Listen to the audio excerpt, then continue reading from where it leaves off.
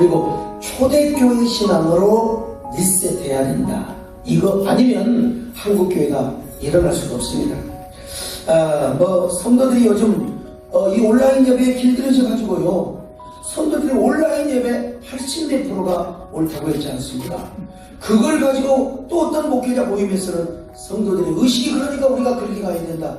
여러분, 이거는 우리가 성도들을 양육하지 못했고 한국교회의 잘못된 이그러진 자화상을 우리가 스스로 보고 있는 겁니다. 그래서 우리는 다시 정말 이 아까 우리 김성현 목사님 말씀하셨습니다만은 이 공동체 신앙, 교회는 집합성과 예배는 뭡니까? 이 집합성, 현장성, 그리고 또 뭡니까? 진례성, 이게 없으면 사실은 예배 학적으로도 이게 온전한 예배가 될 수가 없는 겁니다. 다만 선교적 비상 상황에서 우리가 가용할 뿐입니다. 그래서 우리가 지금 이런 개인주의적 신앙으로 계속해서 치닫고 있는데, 이렇게 되면 결국 개인의 신앙도 부도가 나게 됩니다. 온라인 예배를 경험한 성도들이 전통적인 교회보다는 가상교회를 자꾸 추구하려고 하고, 일부 학자들도 이런 걸 보는데, 이렇게 되면 결국 쿠라파처럼 노민을 크리스찬으로 바뀔 가능성이 많죠.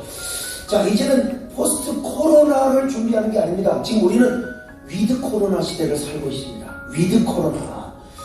여러분, 이 호흡기 증후군은 여름이면 대부분 다 사그라들었습니다. 메르스가 그랬고 사스가 그랬고, 그러나 이 코로나는 지금 예외입니다. 지도자들이죠. 설교자들입니다. 목회자들입니다.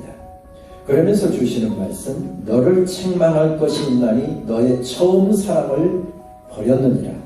그러므로 어디서 떨어졌는지를 생각하고 회개하여 처음 행위를 가지라. 그러면서 그 다음 내게 가서 내 촛대를 그 자리에서 옮기리라, 이렇게 말씀합니다. 교회 촛대를 지고 계시는 분이 에베소 교회의 사자들이 아니고 설교자가 아니고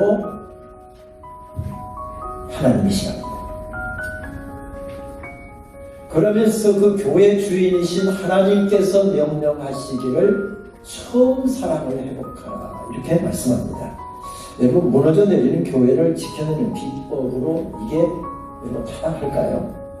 이것이 코로나 상황을 이기고 교회가 지금 이대로 끝날 것 같은 어려운 위기를 극복할 수 있는 그런 해법으로 적당한 것일까요?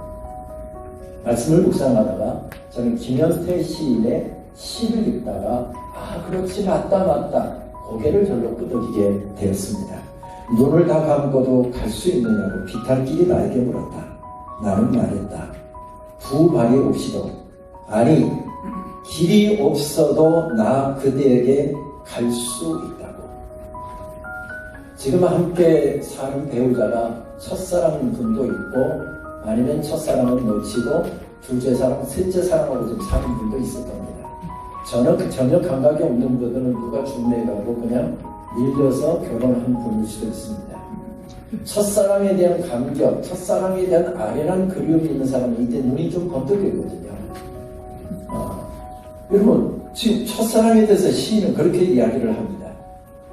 비탈길로도 갈 수 있게 하는 힘, 눈을 감고도 넉넉히 가게 하는 힘, 길이 없어도 갈 수 있게 하는 힘, 아니 두 발이 없어도 그 험한 길을 헤치고 갈 수 있게 하는 힘, 그것이 첫사랑의 힘이랍니다.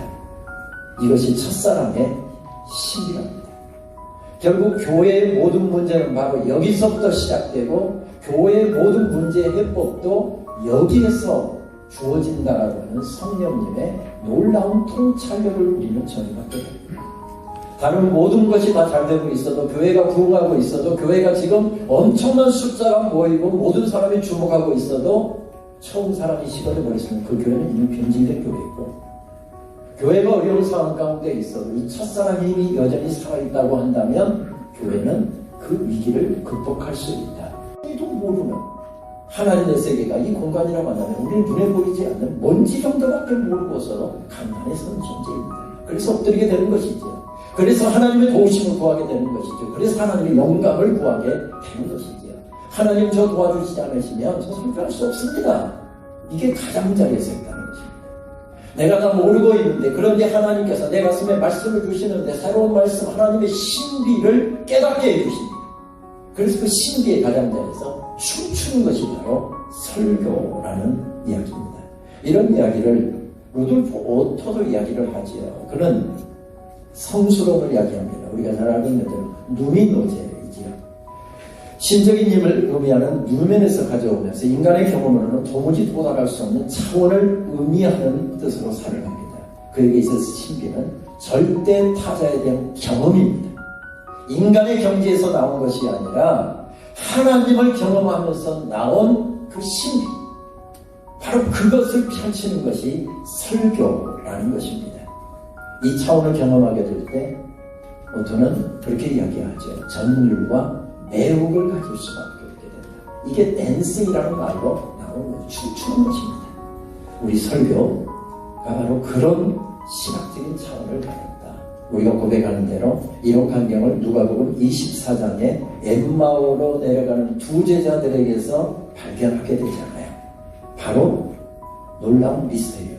근데 또 재미있는 것은 예수님께서 마치 성찬을 행하시는 초대교회 기록 가운데는 가장 완벽한 성찬의 기록을 만드는 게 누가복음 24장 말씀인데, 일상의 것들을 바꾸셔서 하나님의 거룩한 성찬으로 바꾸시는 그런 자리에서 그들의 가슴이 뜨거워졌고 영의 눈이 열렸다고 성경은 말씀합니다. 아시는 대로 세크라멘투라고 하는 라틴에서 번역해서 우리는 영어를 그대로 번역해서 성례전 이렇게 번역했습니다만은, 이 라틴어 터툴리안이 이 용어를 처음 사용하기 전에 아시는 대로 헬라어로 사용될 때는 미스테리움이라고 하는 말을 사용했다가 하나님 신비였습니다. 성찬을 어떻게 말로 설명할 수 있습니까? 어떻게 예배학자들이, 조직신학자들이 성찬의 신비를 다 이야기할 수 있습니까? 그래서 그걸 다 설명할 수 없으니까 미스테리움이라고 설명한 것 같습니다. 그 신비가 경험될 때 제자들이 벌떡벌떡 일어섭니다. 그 신비가 선포될 때 교회가 벌떡벌떡 일어섭니다. 이 첫 번째 신학적인 차원, 어떻게 우리가 회복할 것인가? 그런 점에서 본다고 하면 설교자는 하나님의 신비를 경험한 사람들이고, 설교는 바로 하나님의 신비를 경험한 사람들이 그걸 아직 경험하지 못하는 사람들에게 선포하는 것이다. 그때 교인들은, 성도들은 하나님의 음성을 듣게 될 것이죠. 마틴 루터가 이야기한 것처럼 생생한 복음의 소리로 경험하게 될 것입니다. 그래서 설교하는 것보다 더 좋은 것이 없다라고 마틴 루터는 그렇게 변해가지 않습니다.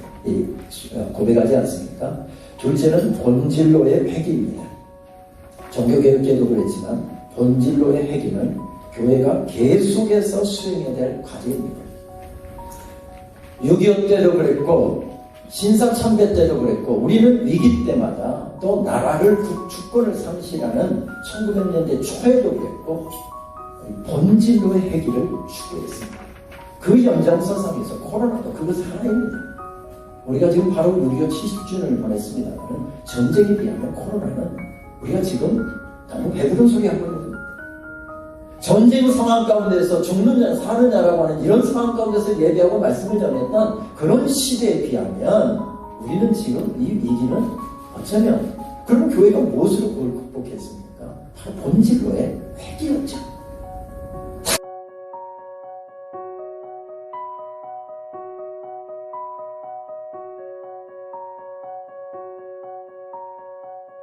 반드시 유언가가 사실 이 말씀을 물으시겠죠. 너희는 갔느냐, 제자 삼았느냐, 세를 베풀었느냐, 가르쳐 지키게 했느냐.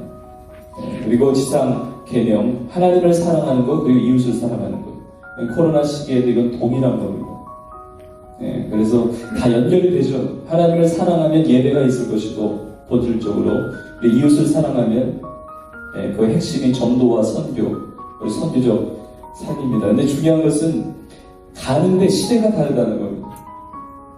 그래서 우리 발제하시면서 말씀해 주셨지만 지금 BC와 AC로 나뉘어진다고 하지 않습니까? Before 코로나와 After 코로나, 혹은 AD, After Disease라고 그러지 않습니까? 그래서 코로나 이전으로 돌아가기는 굉장히 어려운 상황이라는 사실을 인식하고, 이게 위기만이 아니라 기회가 될 수 있다는 사실을 우리가 인정을 해야 됩니다. 사도행전의 역사를 보면 1차 선교회, 2차 선교회, 3차 선교회는 시대마다 달랐잖아요.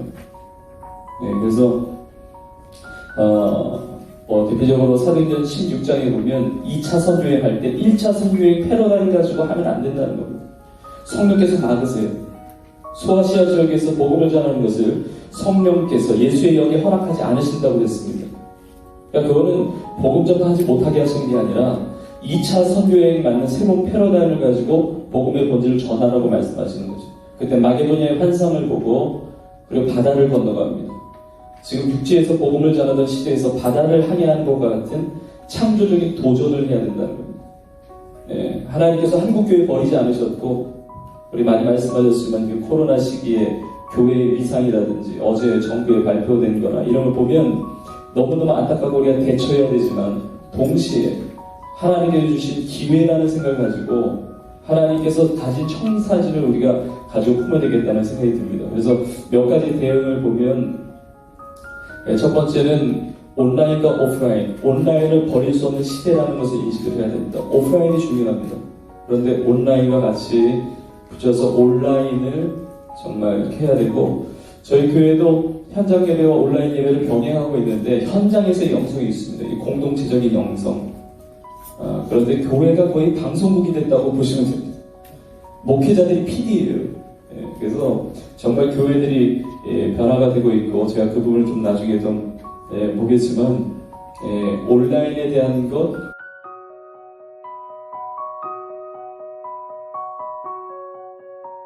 미치는 형세거든요.